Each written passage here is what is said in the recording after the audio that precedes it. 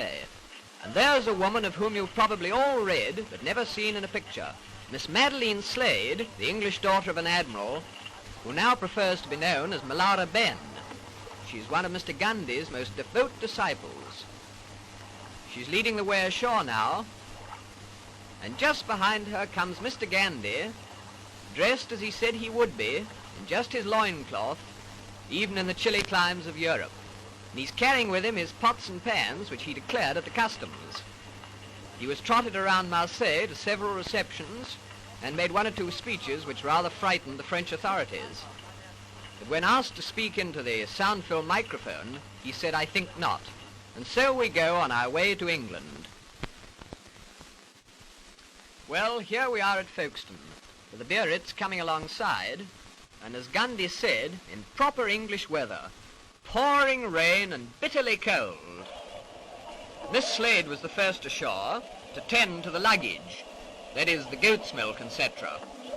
She was followed by Gandhi's son, and then came the little man, still scantily clad, but with an extremely wet blanket around his tiny frame.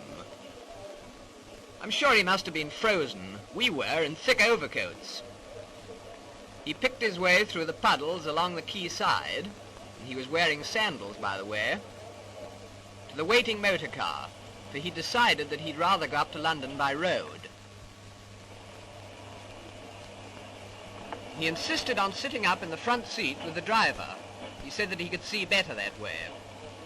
So he tucked himself in, and so off to London, whilst his followers went by the boat train. In town, quite a lot of people had waited in the pouring rain outside the Friends Meeting House on the Euston Road to see what he really looked like. But at first they were quite disappointed, because he went in the back way. But shortly afterwards he left by the front way. And then they really did see quite a lot of him, even his knees.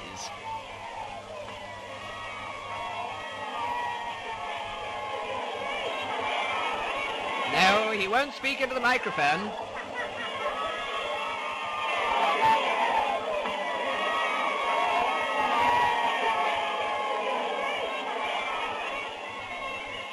And so to his poplar home, where we leave this bizarre little man, whose coming has caused so much comment, complete with loincloth, spinning wheel and goat's milk, feeling sure that he cannot complain of his reception or the publicity he has received, from which, by the way, we always understood that he shrank.